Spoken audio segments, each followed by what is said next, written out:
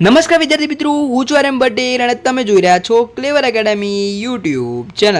તો આજના વિડીયોની અંદર આજે આપણે જોવાના છીએ ધોરણ 10 વિષય ગુજરાતી અને એની અંદર જે તમારી 25 તારીખના રોજ જે તમારી પ્રશ્ન બેંક લેવાઈ હતી એનું સંપૂર્ણ સોલ્યુશન જોવાના છે। તો વિદ્યાર્થી મિત્રો વિડીયોને એન્ડ સુધી જોજો। ચાલો વિદ્યાર્થી મિત્રો તમારો ટાઈમ વેસ્ટ ન કરતા વિડીયોની શરૂઆત કરીએ।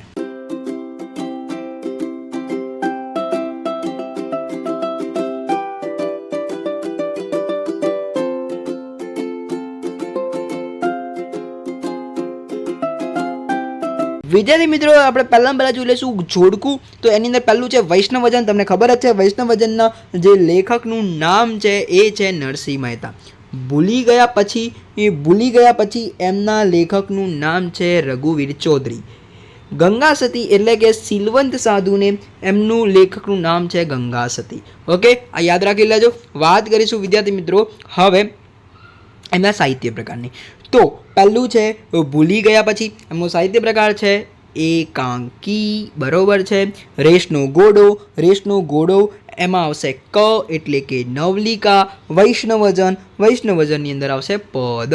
ઓકે, નીના બહેન, તો અહીંયા તમને સેન્ટેન્સ આપી દીધા છે, બરોબર। તો વિદ્યાર્થી મિત્રો પહેલું છે નીના બહેન, તો અંકિતને એનું શૈશવ આપો, બરોબર છે। બીજું વિનુ કાકા, હા બેટા ચાલ બહુ મોડું થઈ ગયું છે। વિનુ કાકા આવું બોલે છે, તમને ખબર જ છે। આ પ્રશ્નનો ઉત્તર બી આવે છે, 3-4 વાક્યમાં પૂછાય છે, મોસ્ટ આઈએમપી પ્રશ્ન છે, બરોબર। ઓકે, વિરાટ બાબુ શું કહે છે? Most happy man in the universe. Okay, આવું કોણ બોલે છે ભાઈ? આપણા વિરાટ બાબુ। ઓકે, વાત કરીએ વિદ્યાર્થી મિત્રો રેસનો ઘોડો। તો રેસનો ઘોડો એની અંદર આવશે કોઈ વાર થાય કે।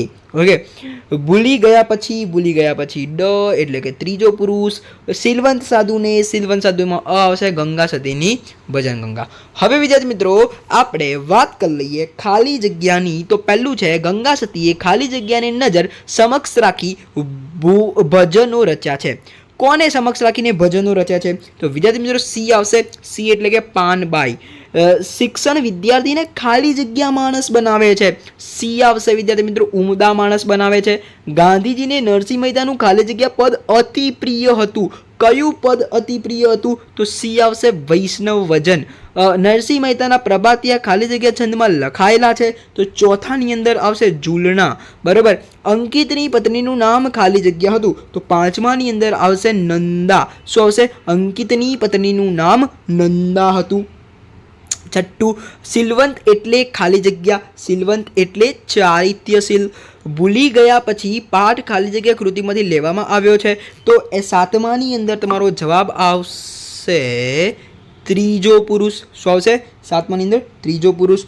ઓકે, ગરોરીથી ડરનાર મનીષા હવે ખાલી જગ્યા સાથે લડી શકે છે, તો બી આવશે મગર, બરોબર।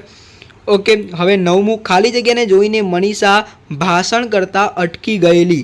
કોને જોઈને? તો નવમાની અંદર આવશે નરેન, બરોબર। ખાલી જગ્યા ફેલ થવાથી સંજયનું મૃત્યુ થયું। શું ફેલ થઈ ગયું? ભૈયા કિડની ફેલ થઈ ગઈ હતી। ઓકે, તો અહીંયા ખાલી જગ્યાનું સોલ્યુશન તમને મળી ગયું હશે, ઉપર જોડકાનું સોલ્યુશન મળી ગયું હશે। તો અહીંયા આ જે પ્રશ્ન એક વાક્યમાં જે ઉત્તર જે છે એનું બી આપણે સોલ્યુશન જોઈ લઈએ। તો વિદ્યાર્થી મિત્રો એનું આપણે વાત કરી લઈએ। કોઈ પ્રકારનું નુકસાન કરો તો તમારા ઘરમાં તમને સૌથી વધુ કોણ ટોકે? પ્રોપર તો મેં નોટબુકની અંદર લખેલું છે, જોઈ લઈએ। ઓકે, તો તમે અહીંયા એવું લખી શકો છો કે હું કોઈ પણ પ્રકારનું નુકસાન કરું તો મારા ઘરમાં મને સૌથી વધુ પપ્પા ટોકે છે। તો તમારી રીતે પ્રશ્ન લખવાનો હતો, બરાબર છે। બીજો પ્રશ્ન છે વિદ્યાર્થી મિત્રો કે તમારો મિત્ર પરીક્ષામાં ઉત્તીર્ણ થયો છે, તો તમે ભેટમાં શું આપશો? તમે ભેટની અંદર તમે લખી શકો છો કે 12 કથાના પુસ્તકો આપીશ, બરોબર। પછી શિક્ષણનો પાયાનો સિદ્ધાંત કયો છે? શિક્ષણનો પાયાનો સિદ્ધાંત આનંદ આપવાનો છે। શું છે? તમે તો બી તમે અહીંયા જોઈ શકો, અહીંયા મસ્ત રીતે લખેલું છે। અહીંયા છે 12 કથાના પુસ્તકો, અહીંયા આનંદ આપવાનો છે, બરાબર છે। પછી આપણે બીજો જોઈએ, ગળપણમાં માતા પિતાને કોના સહકારની વધુ અપેક્ષા હોય છે? કોનાની? તો પોતાના સંતાનના સહકારની વધુ અપેક્ષા હોય છે, બરોબર છે। પછી નરેને કઈ તાલીમ મેળવી હતી? નરેને વન સંરક્ષણની તાલીમ મેળવી હતી, બરોબર, વન સંરક્ષણ। ઓકે, પછી આ બધા પતી ગયા. ઓકે, છઠ્ઠો છે રીંછ માણસને જોઈને પોતાના બચાવ માટે શું કરે છે? તો રીંછ માણસને જોઈને જનૂનથી પ્રતિકારક કરે છે. જનૂન, બરોબર, જનૂનથી પ્રતિકારક કરે છે. મનીષાના પિતાને ખરો આનંદ કઈ વાતનો છે? ખરો આનંદ કઈ વાતનો છે? તો ખરો આનંદ પોતે ખોટા પડ્યા એ કારણનો છે. શું? પોતે ખોટા પડ્યા એ કારણનો છે. મનીષા દેસાઈએ કયા મુદ્દા પર ભાષણ આપેલું? તો નાજુક વ્યક્તિ ખડતલ એ નિર્ભય થઈ. અહીંયા થોડું મોટો છે એટલે હું તમને બતાવી દઉં. અહીંયા આવી રહ્યું જુઓ, નાજુક વ્યક્તિ ખડતલને નિર્ભય થઈ શકે છે એ મુદ્દા ઉપર મનીષા દેસાઈએ ભાષણ આપ્યું. નાજુક વ્યક્તિ ખડતલને નિર્ભય થઈ શકે છે એ મુદ્દા ઉપર આપ્યું. ઓકે, વાત કરી લઈએ વિદ્યાર્થી મિત્રો કવિત્રી ગંગા સતીનું નથી. કયું પદ ગંગા સતીનું નથી? તો વિદ્યાર્થી મિત્રો તમારો જવાબ આવશે ક એટલે કે એ તમારું અખિલ બ્રહ્માંડમાં. કોની વૃત્તિ સદાય નિર્મળ હોય છે? કોની વૃત્તિ સદાય નિર્મળ હોય છે? તો સિલવંત સાધુની.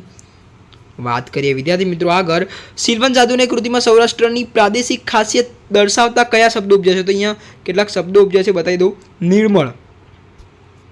નિર્મળમાં નિર્મળ આવી રીતે લખાય. મહારાજ, પ્રોર, પ્રહર, રે, વે, રે. આટલા શબ્દો છે, બરોબર છે. આ શબ્દો છે, બરોબર, લખી શકો છો તમે. વાત કરીએ વિદ્યાર્થી મિત્રો કે વૈષ્ણવજન કાવ્યમાં કવિએ નકાર સૂચવવા કયા શબ્દોનો પ્રયોગ કર્યો છે? કયા શબ્દોનો પ્રયોગ કર્યો છે? તો વણ અને રહિત શબ્દોનો પ્રયોગ કર્યો છે. કયા શબ્દોનો પ્રયોગ કર્યો છે? વણ અને રહિત. ઓકે, હવે મિત્રો આપણે વાત કરી લઈએ 13મો પ્રશ્ન, એટલે કે નરસિંહ મહેતા કોને ધન્ય ગણે છે? નરસિંહ મહેતા વૈષ્ણવજનની માતાને ધન્ય ગણે છે. ઓકે, વાત કરી લઈએ કોના દર્શન કરવાથી 71 પેટી તરી જવાય છે? તો જો આનો પ્રશ્ન થોડો મોટો છે, આ તમે સ્ક્રીન ઉપર જોઈ શકો છો.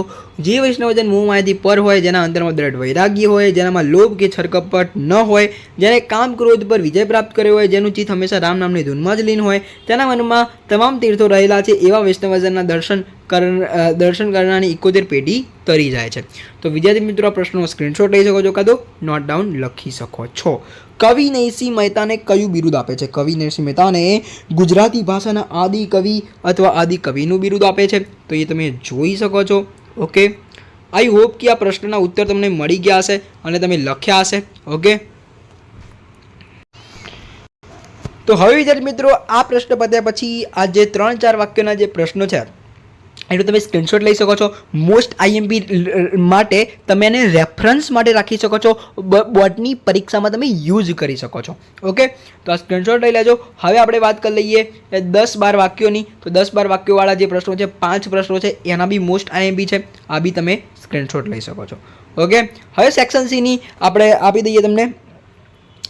તો અહીંયા છે ધ્વનિ, બરાબર. આ 5-5ની ધ્વનિ આપણે સોલ્વ કરેલી છે, જોઈ લઈએ.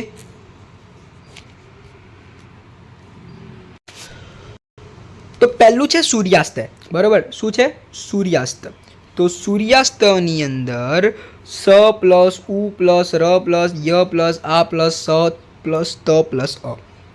પ્રફુલ્લિતની અંદર પ પ્લસ ર પ્લસ અ પ્લસ ફ પ્લસ ઉ પ્લસ લ પ્લસ ઈ પ્લસ ત. નિવાર્યા ન પ્લસ ઈ પ્લસ વ પ્લસ આ પ્લસ ર પ્લસ ય પ્લસ આ. નૈસર્ગિક ન પ્લસ અઈ પ્લસ સ પ્લસ અ પ્લસ ર પ્લસ ગ પ્લસ ઈ પ્લસ ક પ્લસ અ. નૈસર્ગિક. અભિમાન અ પ્લસ ભ પ્લસ ઈ પ્લસ મ પ્લસ આ પ્લસ ન પ્લસ અ. અભિમાન. તો વિદ્યાર્થી મિત્રો આ 5-5 ધ્વનિવાળું જોઈ લેજો. હવે આપણે સીધે જઈશું જોડની ઉપર. તો નીચેનામાંથી કઈ જોડની ખોટી છે? તો વિદ્યાર્થી મિત્રો એકદમ ઇઝી કરી આપ્યું છે આ લોકોએ. તો નીચેનામાંથી કઈ જોડની ખોટી છે? તો અહીંયા આપણે કહેવાનું છે, તો ક આવશે મનીષા, બરાબર.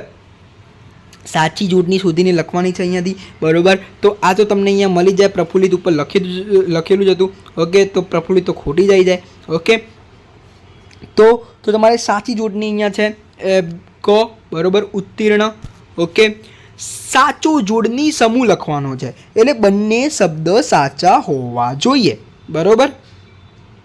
તો ચોથાની અંદર તમારું આવશે ક. શું છે?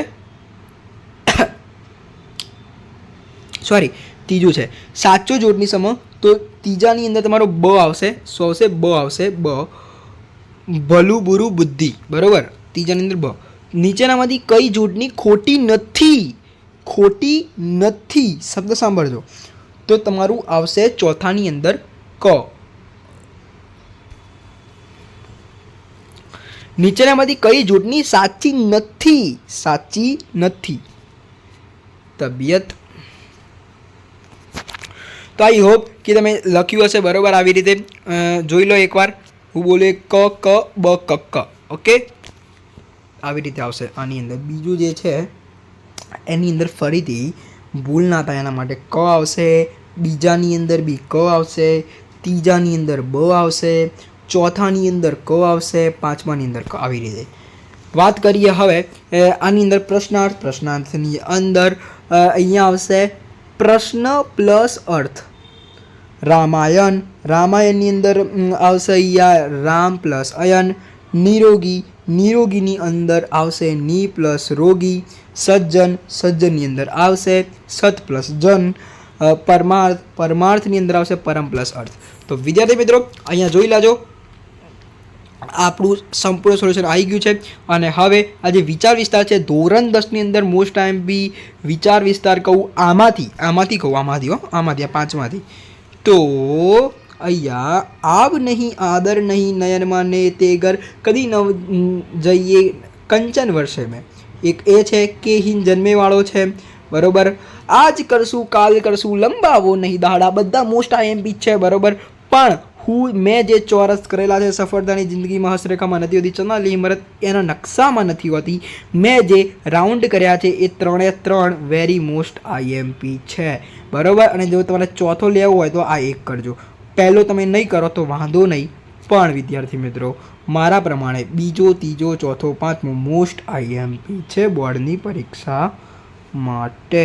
તમારા લિસ્ટમાં હોવા જોઈએ આ વિચાર વિસ્તાર. તો વિદ્યાર્થી મિત્રો આ વિડીયો સારો લાગે તો લાઈક કરજો, ચેનલની અંદર નવા ચેનલને સબસ્ક્રાઇબ કરજો, બેલ આઇકનને જરૂરથી પ્રેસ કરજો. મળીશું નેક્સ્ટ વિડીયોમાં. ત્યાં સુધી good bye, take care, all the best.